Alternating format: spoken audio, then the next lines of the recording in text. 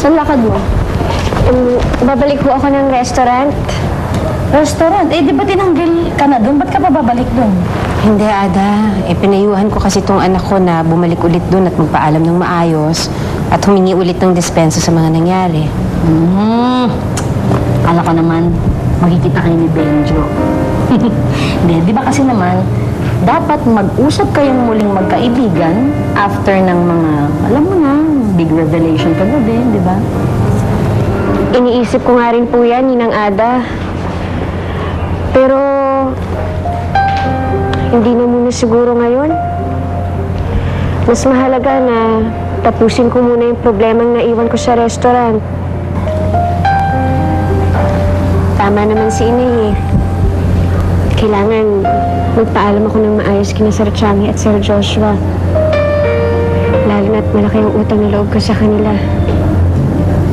Sayang lang. Sayang lang at kailangan nang matapos ang lahat.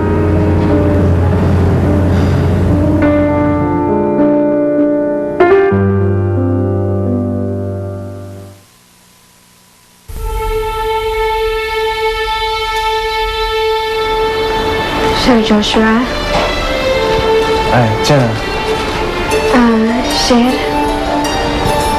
Pwede ko po ba kayong makausap? Sige, please, have a seat.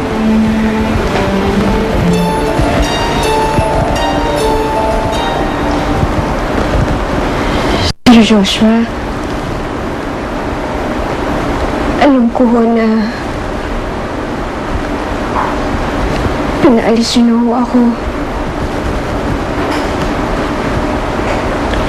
Bumalik ho ako dito. Para ho makapagpaalam ng maayos. Kasi po, sir, sa nangyari po kahapon, halos hindi na ho ako nakapagpaliwanag sa inyo.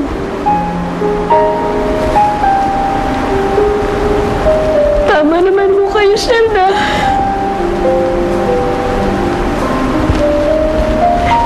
responsibilidad ko po yung soup.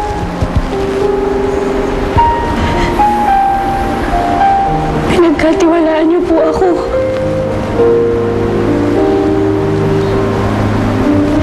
Pero binugo ko po kayo. Sana ho, mas pinagbutihan ko po yung trabaho ko. Sobrang pag-aalala ko lang po kay Benjo.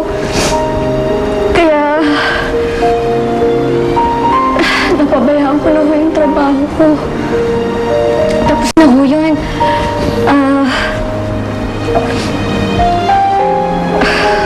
Wala naman na akong magagawa kundi tanggapin yung nangyari. Pasensya ko talaga. At gusto ko rin mong sabihin nyo kay Sir Changi na sorry. Sorry po talaga sa nangyari. I'm just as sorry for what has happened.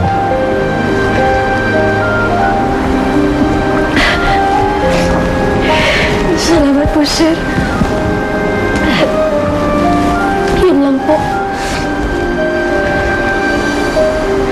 Ay, Jenna, wait. I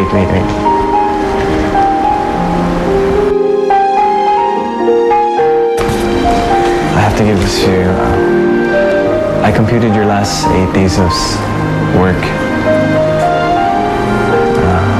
This is your last salary.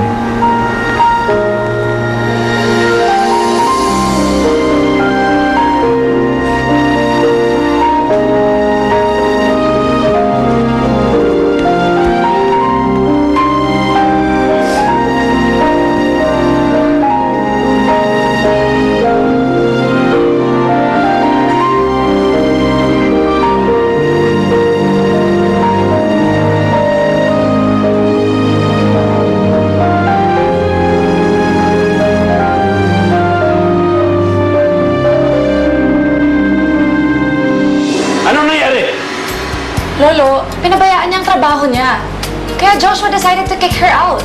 Ivy, hindi tipo ni Jenna magpabaya sa kanyang responsibilidad. Siya na nga itong nagkamali at nilagay sa alanganin yung negosyo natin. Siya pa rin ang inaalala mo? Nanginginayang lang ako at nawalan tayo ng isang tapat na empleyado. Joshua! Jenna? Anong ginagawa ng babaeng ito dito, ha?